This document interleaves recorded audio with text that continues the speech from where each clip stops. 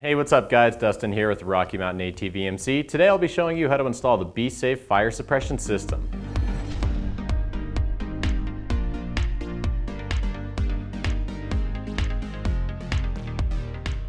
Alright, so today we'll be showing you how to install the B-Safe fire suppression system on a 2014 Polaris RZR XP 1000. Now when it comes to installing the B-Safe fire suppression system, the process of getting it installed is going to be about the same for every machine that's out there. Just to make sure that when you place the nozzle that it's located over the fuel injectors and the fuel rail. Installing a fire suppression system can definitely give you some peace of mind when it comes to your side-by-side and fire safety. Now what's cool about this fire suppression system is it has a heat-activated nozzle that when subjected to 286 degrees Fahrenheit or hotter, it activates then releases the fire suppression system's dry chemical compound. Now in the event that it is activated, you'll want to get clear of the machine as soon as possible and to a safe distance. Let's show you how to get it installed. To install the fire suppression system, there's just a few tools that we're going to need. We've got our drill with our 5/16 inch drill bit. We've got a 13mm box open end wrench, 6mm Allen T-handle, then we have a 3/16 Allen wrench, then we've got a flathead screwdriver, some calipers, a paint pen to mark our drill locations, and then we've got a 25 Torx with 1/4 inch driver and extension. Then we've got our fasteners for the nozzle. We've got our roll bar clamps, this fire suppression tank itself with 36-inch long flex line, and the fire suppression nozzle. First thing you want to do is pull the Airbox access panel. Now when it comes to finding a suitable location to mount the tank, you need to keep in mind that you have 36 inches of flex line and where you're going to route that line, and keep in mind it does need to reach the fuel lines and the fuel rail. So we've chosen this location here next to the reservoir where we will mount the roll bar clamps, mount the tank, we'll run the flex line down through the body and route it just so that it's sitting above the fuel lines over the injectors and the fuel rail. Next we can pull off the band clamps that secure the reservoir to the roll bar and pull the reservoir out of the way.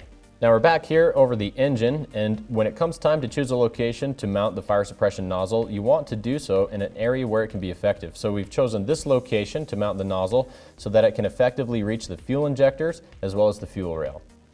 Next we can mark the location which we will drill the holes to mount the nozzle. When marking the locations to be drilled to mount the nozzle, set your first mark, and off of that first one you want to measure out 7/8 to 15/16 of an inch and set the next mark to be drilled.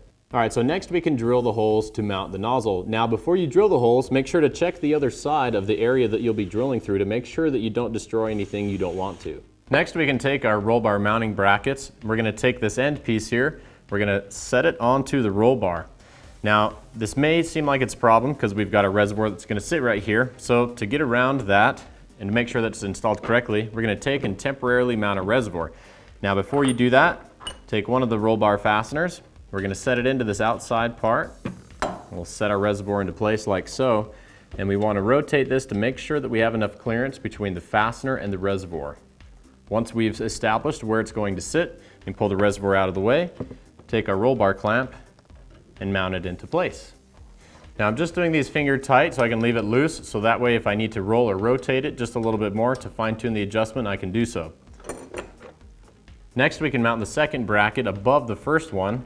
Now we won't worry about the distance too much. Again, we'll leave these fasteners loose, so we have to make any adjustments as far as distance or rotation, we can do that. Next we can remove the fascia panel. Next we can take the fire suppression system tank and we're going to mount it into the roll bar clamps. Once you get the tank mounted into place, you can tighten down the clamps. Next we can take the fire suppression's nozzle and we're going to route it down through this fascia piece that goes through the body panel. Route the nozzle over the Airbox intake boot like this. Next we can take our Allen bolts along with the nuts that are provided and we can mount the nozzle into its location. For this we'll be using the 3/16 Allen wrench and 13mm boxed open-ended wrench.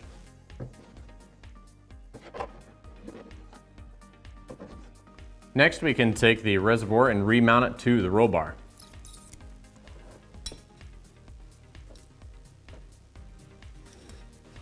Remount the fascia piece that we removed earlier. Secure the flex line with a zip tie, or you may need to use several.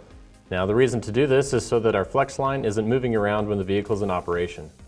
And lastly, we can remove this orange tab that's protecting the nozzle itself. Then reinstall the Airbox access cover.